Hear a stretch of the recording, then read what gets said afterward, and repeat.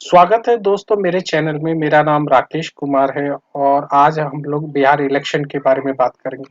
जैसा आप सभी लोग जानते हैं, बिहार का रिजल्ट आ चुका है और रिजल्ट में एनडीए को 125 सीटों से बढ़त मिल चुकी है। हालांकि जो लोग इलेक्शन को काफी अच्छे से फॉलो करते हैं या जो लोग न्यूज़ देखते हैं, उनको जरूर पता होगा इस इलेक्शन में 11 ऐसी कंट्रोवर्शियल सीट्स हैं यहाँ पे जीत का मार्जिन बहुत ही कम रहा है। मैं तो कहूँगा कि कुछ ही हंड्रेड्स में रहा है।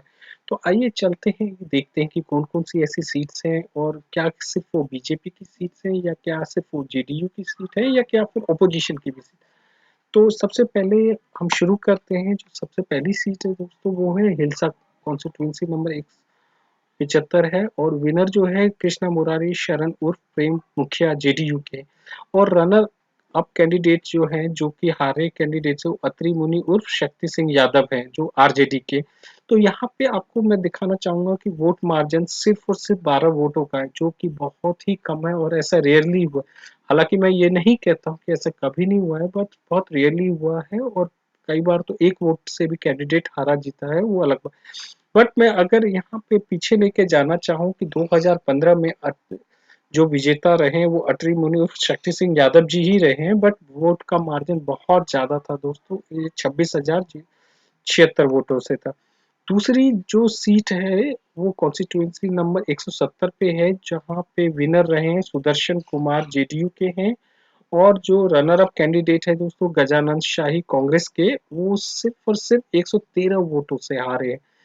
यहाँ पे भी थोड़ा-सा क्वेश्चन आता है कि इतने कम वोट से, जबकि मैं 2015 की बात कर,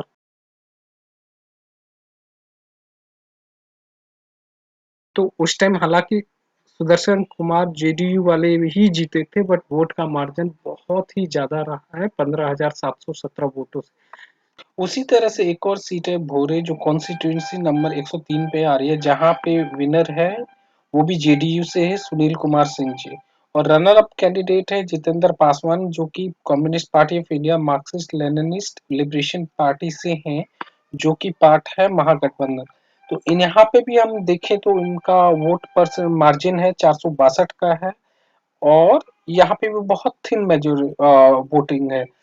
लेकिन अगर हम थोड़ा-सा पीछे जाते हैं लास्ट इलेक्शन में, तो 2015 का जो सीट है वो गया है अनिल कुमार को, जो कि कांग्रेस पार्टी से थे और वो जीते थे 14,871। तो जैसा कि हमने देखा कि अभी तक 3 कॉन्स्टिट्यूएंसी में मार्जिन बहुत ही कम रहा है और तीनों ही विनर के लिए गई है। और शायद इसीलिए हो सकता है, यही रीज़न होगा कि जो तेजस्वी यादव है महागठबंधन के जो सीएम कैंडिडेट हैं और जो कि अपोजिशन लीडर भी हैं, उन्होंने अभी कल के प्रेस कॉन्फ्रेंस में कहा था कि वो अभी तक मानते हैं कि उनकी वो 130 नहीं 110 नहीं बट 130 जीते हैं। और जो इलेक्शन कमीशन है, उन्होंने पोस्टल बैलेट्स काफी सारे इनवैलिड कर दिए और वो उनको उनसे जवाब मांग रहे हैं। और वो अगर इलेक्शन कमीशन ने उनको सेटिस्फैक्टरी आंसर नहीं दिया तो वो शायद कोर्ट भी जाए। बट अगर हम पूरी सीट को गौर से देखें दोस्तों, तो यहाँ पे कुछ और कहानी है। अब जैसे कि एक और सीट है रामगढ़ की, जो कि कॉन्स्टिट्यूएंसी नंबर 203 है, जिसके विनर है सुधाकर सिंह, ये आरजेडी के हैं। और ये रनर अप कैंडिडेट जो अंबिका सिंह, वो बीएसपी की है। और वोट मार्जिन जो यहाँ रहा है 189 का। तो ये कहना गलत होगा कि सिर्फ रूलिंग पार्टी को ही फेवर मिला है, जो कि कम वोटों से।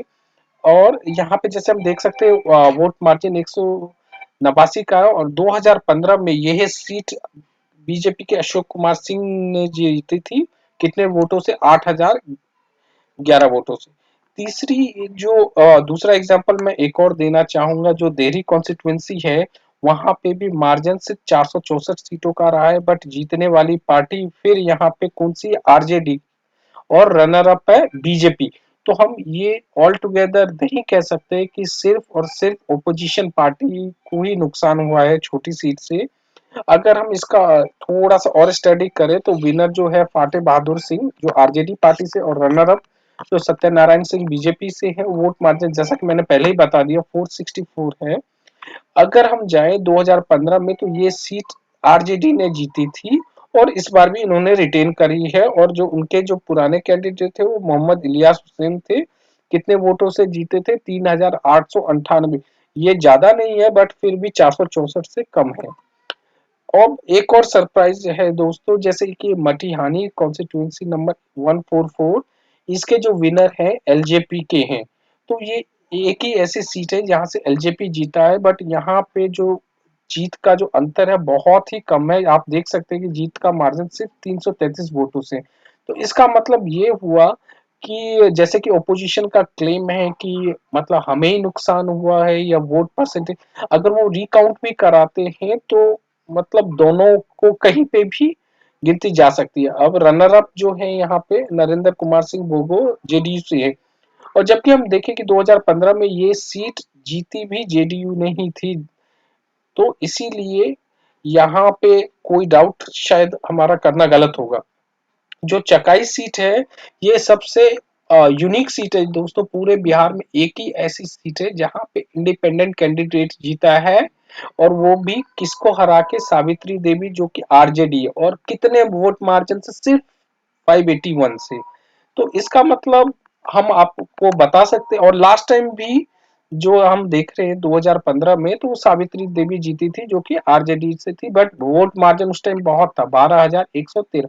तो ये सुमित कुमार सिंह जो अकेले इंडिपेंडेंट कैंडिडेट है जिन्होंने आरजेडी या अकेले जीते हैं। चलिए अब देखते हैं बछवाड़ा करके जो कॉन्स्टिट्यूएंसी है, वहां पे बहुत कम वोटों से जीता। इसके विनर है सुरेंद्र मेहता, लेकिन यहाँ पे बीजेपी है, और जो रनर अप कैंडिडेट है जो अवधेश कुमार राय है जो सीपीआई से है।